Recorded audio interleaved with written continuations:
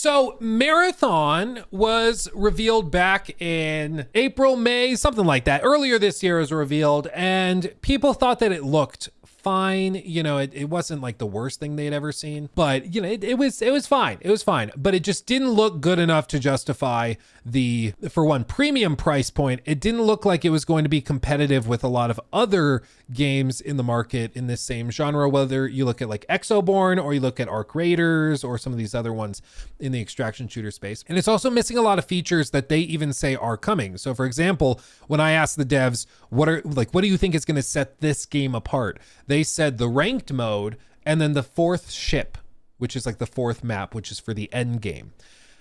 And when I said, okay, so the fourth map, that's coming after launch, they said yes. And it's for late game, so it's only going to be for like hardcore players that have grinded out 20, 30 hours of the game to even get enough materials to buy into that. Yeah. Okay. So not many people are going to see that, but okay. What about the ranked mode? What is the ranked mode going to do that's going to make this separate and be really phenomenal and special? And they said, well, we haven't really built it yet, but we are in the process of that. What would you like to see in it? It's like, bro, if you're saying what's going to separate your game is this thing that doesn't exist yet, that's worrisome. That makes me scared. Like, I feel like if you're going to say this is going to separate us and this is going to set us apart and this is something nobody else has, what is it? What would you want it to be? Like, that's just, it's not a great look. So I've played Marathon. I played it at the studio in early April. And then I also played the closed play test. And then after all of that, like just keeping chronologically, at that point, people said, I still think it needs a delay. It's not ready for prime time. I just don't think it's ready to release. Again, at a premium price point, I just don't see it. It's not there yet. And then it was revealed that an artist by the name of Anti-Real, who I think you guys said was from Wales or Scotland, she revealed that a lot of her artwork was actually in Marathon without her consent. And what appears to have happened, or at least what Bungie has said happened, is that they had an artist working for them in pre-production on this project years ago, like back 2020, 2021, maybe even working remote. And that person took a bunch of her artwork and put it into a texture pack that they then used to build out levels and assets and all this stuff. So when they like make this and you see these big decals on the side of the building, they took those decals from a texture pack that another artist in the studio had made or a contractor had made, and then they applied those textures onto the asset. And what Bungie claims happened is that the person that made those texture packs used artwork that was not theirs and passed it off as their own. And then it ended up in the game, and then that person left the company and has been gone for years, but now it's still in the game even though they never made it. What exactly happened? I don't know. I don't think we will ever know with 100% confidence what happened. It's bizarre that this type of thing has happened multiple times for Bungie, but I do think that, like, for example, the current game director, Joe Ziegler, I think is his name, I don't think he knew about it. Like, I don't think that he was like, yes, and then we'll put that in the game. I don't think there was any malice or anything. I don't think he knew about it. I think it was literally something that some lower level artist did to rip off somebody else's artwork. But now they've had to since rework tons of it. They've had to strip out all of that artwork. They apparently came to some agreement with Anti-Real. Who knows what that agreement was? We also almost certainly will never know the details of that. I hope they got paid bank.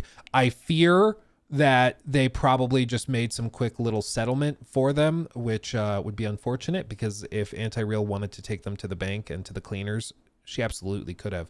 But like we mentioned last time we talked about this, some people honestly just don't really care about the money. They just didn't want the drama and didn't want their artwork being used without their consent.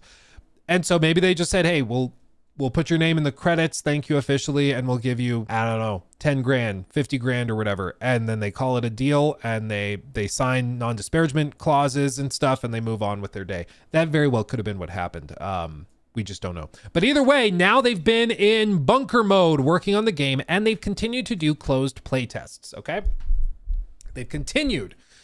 And we are getting some leaked information suggesting what has actually changed. So the footage you've been seeing on screen thus far was from the original April playtest that I played in Bungie HQ in Washington. This article, coming from 1GP, outlines what details and what things have changed since that closed playtest. Now, before, I've not read this, so I don't know exactly what's changed, but I'm going to tell you at the outset what I think they needed to change is, for one, of course, the stolen assets. You got to get rid of that, obviously.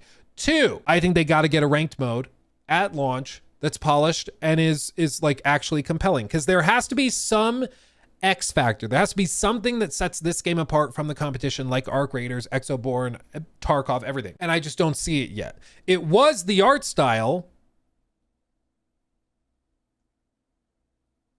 for a bit. And now you got to find something else. You know, proximity chat. That is also something I think that you definitely need. And funnily enough, with proximity chat, we mentioned that when we were at the studio. So I remember I was talking with, I think it was Lars, like one of the head game designers on this project, okay? Major decision maker. Actual guy that if he says we're doing this, they do it. And I asked him, as did many other people, so this was not just me. I asked him, why do you not have proximity chat? Because from a content creation standpoint, viral moments galore emerge from prox chat. It just does. Like, hearing somebody's reaction to you getting the jump on them is viral. Like, it just pops off. So from a content creator standpoint, that's super, super useful. On the flip side, it's also just a cool mechanic to be able to like be talking with your teammates. This is a very collaborative game where it requires you to work together. And if you're loading in, again, bear in mind, at this point, they had said that there was no plan for solo queuing. Their plan was to only do trios. And as a result, if you load into this game as a solo player, because your friends won't always be available, you're going to have to get assigned to random other players. And if there's no proximity chat or in-game voice chat that allows for proximity chat, it's not going to work too well. So you want to have some reason to encourage people to use the in-game voice chat as opposed to like Discord or something. And prox chat can be a really cool way to do that, especially if it's something where like you're communicating with your team and you start to push in on somebody. Like, let's say right here, I see a team running around down here in this building. And so we start to go in there. And maybe you even have an emote wheel that you can use. And so you start to push in and you don't talk, because that prox chat is going to alert the enemies. So as you get close to them, your whole team goes quiet and you start to actually use like in-game emotes to communicate where to go and stuff like that. All sorts of really cool dynamics could emerge from something as simple as having prox chat, right? We were told that they were worried about toxicity. And in response, I almost became quite toxic myself. But no, that's literally what they said. They said that their concern was that it was going to, basically the toxicity could ruin some people's time in the game. They were literally worried about fifis in a hardcore extraction shooter. And as a result, they didn't want to do proximity chat, because if you had that turned on, players might say bad words or be mean to you. Like, here's the thing. If somebody is like really nasty and racist, you can report them, just like you can in Marvel Rivals or any like Call of Duty, any of those games. I think, correct me if I'm wrong, I think Rivals records voice chats and they will go and like check back recordings if people are being toxic, and they'll ban accounts based on the recordings and stuff. I'm pretty sure they do that. I know they keep track, of course, of the in-game like text chat. They keep logs of all of that. I think they do the same thing with the voice chat. But either way, like, there are ways to deal with it. If somebody says something terrible, just ban them or block them on your side. And also, you're like an adult. This is an M-rated game, presumably, I think. And as a result, if somebody says something terrible, like, you're an adult, you can deal with it, block the person, and move on. Like, I don't understand this weird, like, bizarre, it might hurt their feelings. Like, you're an adult. Like, you're an adult. I don't get it. For me, I feel like the advantages and the potential benefits so far outweigh the negatives. It's not even close. Like, it really is not even close. They absolutely should put prox chat in. And after a lot of the feedback from the closed beta, because us as content creators, we're telling them you should do that. They even were asking us, what is something we could have in the game that would help you make viral clips? Because whether you like it or not, that's something you have to consider as a game designer in the modern day. And everybody tells them proximity chat, proximity chat, proximity chat. And they were like, okay, maybe, but probably not. And time goes by and finally, you know, after the closed beta or closed playtest, it goes off pretty poorly with people just getting bored. They finally said, okay, yeah, we're going to investigate adding it. So I do think they're adding that. I hope maybe they have a build of that we're going to read about in these the reporting of what's been changed, but I hope we see that. The other thing, just being real, the characters in this game are called runners, and the entire game is built around a heat system. As you can see, this middle bar, which is basically, it's like inverse stamina, you know? So the bar builds as you run, and when it reaches its max, you can't run anymore, and then you're slowed. That's the idea, at least. So it's kind of like, you know, the opposite of stamina draining. It's heat building. But they're called runners. And as a result of this, you don't ever want to run. You just want to walk everywhere. And it slows the game down a ton.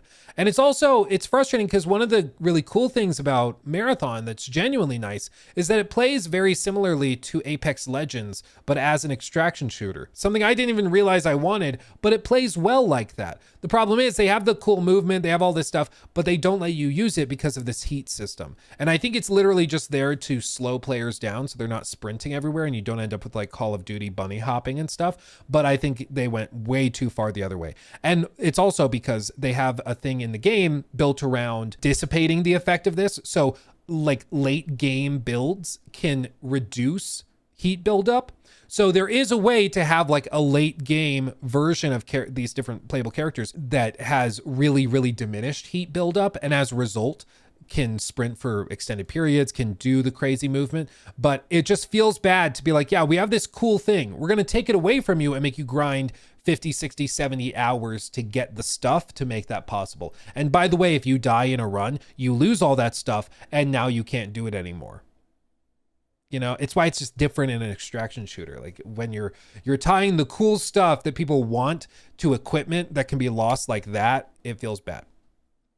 Feels bad. So all of these things are things that they could absolutely change and that I think they need to adjust, certainly. Also, by the way, shout out Eric's Home. This is the other clip that's on this. If you've not played Eric's Home, it's pretty good. It's like a stealth strategy game. It's very pretty too. Very pretty. Anyway, but let's see what they've actually added. Bungie's Marathon has changed a lot since the closed alpha test. Here's what's new according to sources. When Bungie first revealed their, we saw this, bland looking map exteriors. That's all kind of recap. What's new since the closed alpha? Prox chat, combat, healing, and TTK changes. One of the biggest complaints of the closed alpha was the lack of proximity chat in Marathon after players gave feedback. Bungie said it was working on the feature. Now sources tell the game post that proximity chat is live in the game and is functioning. Isn't it amazing what they can do when they get scared, when they get spooked? You know? Like, they didn't want to add it. They could seemingly quite easily. They did it within like a couple months. But they didn't want to do it because they were worried about toxicity. But then when everybody's like, okay, well then we're not playing your game. Like, okay. Like, it's why your voice matters. If you say, fix this, they will, you know, because this is how it's supposed to work, okay? This is how it's supposed to work. According to the details we received, TTK, or time to kill, is now noticeably faster compared to the alpha. Healing items like patch kits now work as heal over time effect instead of instantly topping you up, while shields still apply right away. Yeah, lots of inspiration from Apex Legends for sure. And I think that this does work. So the heal over time makes it so even in like an intense gunfight, you can pop the heals and it'll slowly recover, but it still means that you can be downed quickly, as opposed to just like what happened in the playtest, which was that a lot of people would like round this corner, and then you round the corner, you pop the heal and you're back to full. And then it's like, okay, well, this whole thing restarts. That's at least the idea. They go on. There's also a new environmental mechanic called Heat Cascade, where sparks fall from a ship above, dealing damage over time and increasing your heat meter.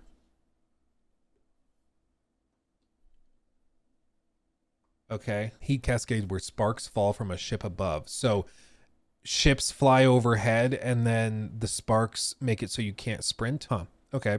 Not sure how that helps. One of the biggest complaints during Marathon's closed alpha was how player deaths were handled. Instead of fallen bodies left behind in the fight were with blue blood, which was what many people were expecting because that's what was shown in the announcement trailer in the closed alpha. Players simply disintegrated into green particles when finished, and a duffel bag spawned at their location. There's good news on that front now. When your character dies, the body actually stays on the ground for a while instead of vanishing. And if you're only downed and waiting for a revive, your character bleeds blue blood, as seen in the trailer, leaving a long trail behind you as you move. A duffel bag still spawns when the player dies, and that's how you can access their loot. Those are nice little touches. I mean, the blue blood was kind of like literally all over the marketing, so I think that that's a good thing to see. One thing, the other thing I was hoping to see was when characters die, and this might just be me. I mean, maybe I'm just like kind of asking too much here. So when somebody dies, let me see if we can run up here and I can show you.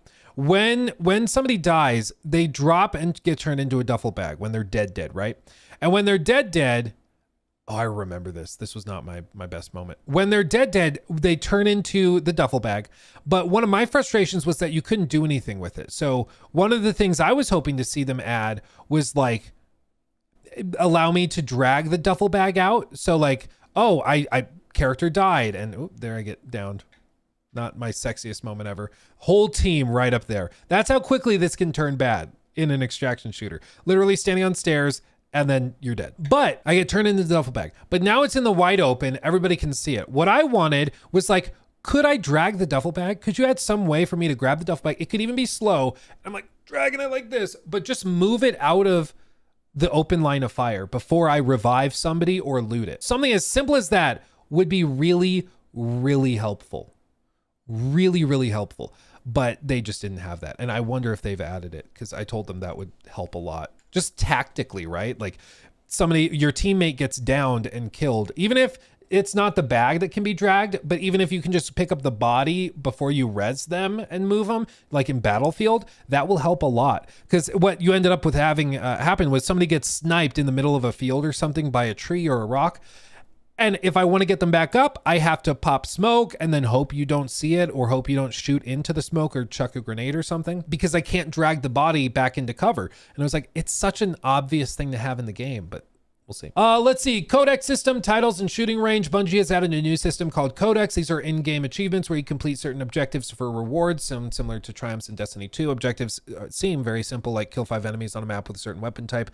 Along with that, Marathon now has titles you can unlock by completing a set of objectives. These titles will be displayed under your in-game ID, similar to what Destiny 2 players are used to. A shooting range is also in development for you to be able to test weapons and attachments and stuff like that, which this was something people also asked them about when we were out there.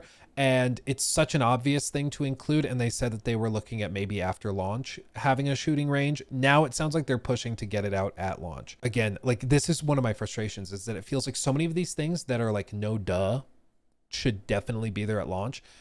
Up until very recently, we're just going to be after launch at some point. But now they're so hungry and desperate to win people over that they're having to figure out how to add it before launch. It's like, okay, we're doing a lot of work. I appreciate it. But we're just like, I want to remind people, we're just getting it to where it should have been, you know, from the start, you know, like it's not really that generous of an offer. If the game should have been up here, this is like 100%, right? 100%. They were planning on launching it at like 30% of like potential quality, right? And so now they're making massive improvements. They're adding prox chat, they're doing TTK adjustments, they're doing all these other things. So they might reach like 50%, which is great. That's better than they were. But again, a lot of this stuff should have been here to begin with. They should have been at 100 to begin with. But now it feels like we're just sprinting to try and get a little bit closer, but we're still going to be missing some things like more maps, like more runners and things like that. Extraction on the UESC Marathon map. Previously, we reported that the Endgame map in Marathon that takes place on the UESC Marathon ship is called Cryo Archive. When you select this map in the game, it shows you how massive the ship is, and that this cryo map is only a tiny section of it. The game post understands that there's a ton of room for expansion, and it's likely we'll see additional maps on UESC Marathon introduced in future seasons and updates. I'm sure that's the goal. Like if they have the ship that's like, I'm gonna draw a ship, like an actual pirate ship, Yar, matey. If this is the USC ship, I'm sure like the first map is going to be like this section. And then they're going to have an expansion later. Season 2 that adds this as the next Endgame section. And now you can go through both of these as like one fluid run, right? And then they're going to add another one. And that's just going to be the seasonal update, or maybe annual update or something is going to be the big update to the ship. And again, this is all great and cool. This is great. But again, they said that this and the ranked mode was going to be what sets this game apart. And this is something that like there will be a minimum buy-in for. So if you have like your typical run, you're running with like 5K of equipment, 5K credits or whatever of equipment, just to do this mission, they're saying that they want you to go in with a buy-in, you know, of like 50K. I'm just pulling numbers arbitrarily out my ass, but like that's the idea, is that you go in there and you have to put up or shut up. You go in there with high stakes, you're bringing very valuable stuff, and most people will lose it. Most people will lose it. Because again, they said that when they're balancing these maps, they're not going for an even 50-50 extraction rate. For the hardcore levels, they're expecting maybe like 30%. Only 30% of players will get out. And they want to balance it for that, because it should feel, as Joe Ziegler put it, and I can see what he's saying, in an extraction shooter, extracting should feel like a victory. It should feel special. It should feel good because you overcame the odds. If you successfully extract 9 out of 10 times, it doesn't feel special when you do. It just feels really, really, really bad when you don't. So they want to balance it. So in these hardcore matches, not making out is kind of the norm. And when you do make it out, it feels even better. We'll see how that works out. We'll see how that works out. It's just tough with extraction shooters. Can't believe this game was going to release next week. Exactly. That was the original goal. Yeah. Yeah. Imagine that. They go on. There's also some things that are different on the Cryo Archive map compared to other maps. For instance, the permadeath rules, meaning if you're just downed, your team can still revive you. But if you get fully killed, you can't be revived. Period. There's also a new exfil mechanic on this map. Instead of heading to a fixed extraction zone, players need to make it to the center of the map, to the control room, and activate a terminal that will generate a random extraction point somewhere on the map. Once the extraction point is available, you'll have 3 minutes to reach it and exfil. Higher tier loot on this map is also common. From what we've heard, Cryo Archive has 7 different sections: cargo, index, revival, preservation, biostock, steerage, and cryo hub at the center. Okay. Again, this could all be cool, but I think that 95% of players will never see it because it's Endgame. It's for the hardcore players. They go on. UI, audio, and exteriors. The UI also had a big pass. The menus are cleaner, placeholder icons are gone, and the overall look is far more polished. Sources have described the audio quality as dramatically better than before. That's also good because it was not great before. It was really hard to distinguish where people were when they were running and stuff, so hopefully that's been cleaned up. Exterior spaces on the map have also received a major visual pass. These now feature denser foliage, cleaned up lighting, and better shader work. One source described the overhaul as night and day, better than the closed alpha. That's good. And this is the thing that I've mentioned. What we saw was a closed alpha that was not ready for launch. The problem was that they were treating it like it was ready for launch. So if they have honestly made major improvements, that's good.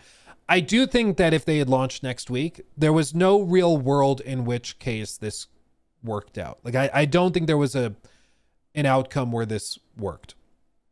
I think it almost certainly would have flopped. 99.9% likelihood. But because they delayed it, most likely to early next year, now I think there's maybe like a 3 to 5% chance that this could go well. Especially if they can come out with the next trailer and it honestly looks way better. If it does, that could start like a shift of the narrative, because here's the deal. Everybody knows Marathon. Everybody knows the name. Not for the best reasons, but everybody knows the name. And name recognition is one of the hardest things to get in the industry, period. You know? So they could come out and have, like, if they honestly made major improvements, it could actually be like one of those redemption arc stories. You know, you never know. Not likely, but it's possible. It's possible, because live service games that don't have name recognition always struggle way harder. They just do. Like even a game that I personally think has a lot more going for it in terms of gameplay, like Exoborn. I did that video on the main channel on Exoborn, and it has like pretty much all of the quality of life features that you would hope to see in Marathon. It already has it. So does Arc Raiders. Arc Raiders people have heard of. People haven't really heard of Exoborn as much, but that's because it's damn hard to stand out. Love it or hate it, Marathon stands out. Okay, Marathon stands out. So we'll see if it's enough and if they can deliver on the gameplay side of it, which is the tricky bit. But it's just a matter of how they frame it. The game post has learned the Marathon will feature different types of cosmetic items, of course. These runner skins are called shells. This is something I talked about in my preview as well. Absolutely true. They're going to do paid cosmetic skins, charms, stickers, melee skins. I don't know what melee skins means. Or maybe different melee animations. Is that what they mean? Like finishers? I don't know. Profile banners, emblems, no details on how much this will cost. Yeah, and bear in mind, this also appears to still be a premium game, and they're doing all of this as well. So yeah. I mean, doing cosmetics, I don't really care. It's not my... Like, I just don't really care, but it's definitely going to be monetized heavily. No solo queue yet. One thing that hasn't changed is the matchmaking setup. There's still no solo only queue despite community feedback. Bungie appears to be sticking with trios as the core experience per sources. They are not changing that. And this one, we did ask them about it, and they said that they did a lot of playtesting in solo queues, but the problem is everybody just plays stealth. And when they did surveys, so basically how this worked is that they had a bunch of players go in, a lot of devs and stuff, and they played solo queue. And they did a bunch of matches of solo queue. And then what they did is they would have like a sort of Google form for people to fill out explaining their experience with solo queuing. Be like, did you have fun? Rate on a scale of 1 to 10 how much fun you had. How many enemies did you see in the game? Did you get kills? If so, how many kills did you get in that round? And they tracked all this data. And apparently doing solo queues was like super boring, kind of miserable. Very few people had fun. Like it just did not work. Okay. So it could just be that with the runners and with the play style of like the heroes, it just is not conducive to solo running. Like it just doesn't work. And that could be a problem in and of itself. But from what I saw, I could totally understand how going into solo queues, it would all just be like, play the solo character or play the stealth character, go in, pop your invisibility, hide in a corner, wait for somebody to walk by, pop them in the head with a sniper rifle, take their stuff and extract immediately. Like, I'm sure that's what the game just turns into. So nobody runs anywhere. Nobody like does anything. It's just super, super slow and boring. I still think the option would be nice. Let people try it and then see it for themselves. But it seems like they're just deciding not to do that. And they're not going to risk it. I don't know. They go on. That said, there's a new runner called Rook. Check out his abilities here that allows you to load into a mid-match solo.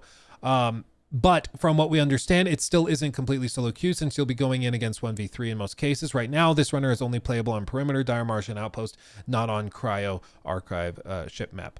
Sources also mentioned player counts for the monthly playtest around 500 players in closed test 1, 700 in test 2, and 900 plus in test 3, which happened this month. Bungie has confirmed that the new release date will be revealed this fall, with many fans speculating that it could show up during Sony's rumored state of play later this month. I didn't realize it was so small. That's what she said. I didn't realize it was going to be such like a tight playtest. I thought that they were doing at least like a few thousand people, but apparently not.